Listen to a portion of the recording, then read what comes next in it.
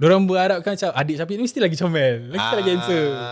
Mungkin lah, aku tak tahu. Okay. So bila aku jadi, lepas tu orang macam aku tak berapa nak helok macam abang aku sangat. So orang macam, oh dia tak boleh pun, jadi dia kembang sikit, dia gemuk, semua, dia tak boleh pun, dia tak nak. Masalahnya saya tak ada pun nak jadi macam Syafiq Khan. Dan Syafiq Khan pun cakap saya bukan nak ikut dia sangat pun.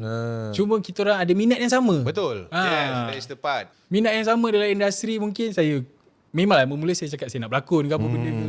Kalau saya boleh kat hosting, saya go for hosting. Betul. Tak salah pun.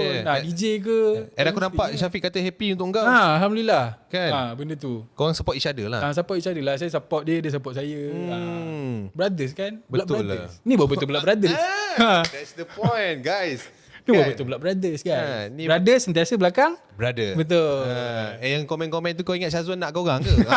Gitu. Tak kan? Kadang-kadang yang komen ni pun, ni tak elok macam Syafiq Khan. Dia cakap, masuk tu pakai kabel dia tu. Kabel dia pun sebab abang dia Syafiq Khan. Kabel abang aku kan. Abang aku, bukan abang kau. Yang masuk tu aku, bukan kau. Kalau aku nak pakai kabel, lama dah aku dah pakai. Kenapa sekarang baru aku nak pakai kan? Alah, padahal benda ni lumrah lah. Aku rasa Syafiq pun mesti cakap lumrah. Jadi seorang selebriti di depan kamera Dulu kan. pun, awal-awal dia dulu pun tak adalah siap sangat macam sekarang. Saya setuju. Apa kita tengok Tanah Kubur tu? 12 season dia, kau boleh tengok dia nampak macam aku kat situ. Aku tengok balik Tanah Kubur tu, muka dia macam aku pula. Cuma bezanya time tu netizen tak strong lagi. Netizen tak strong lagi. Waktu tu dia start dengan Tanah Kubur. Dia start dengan baik.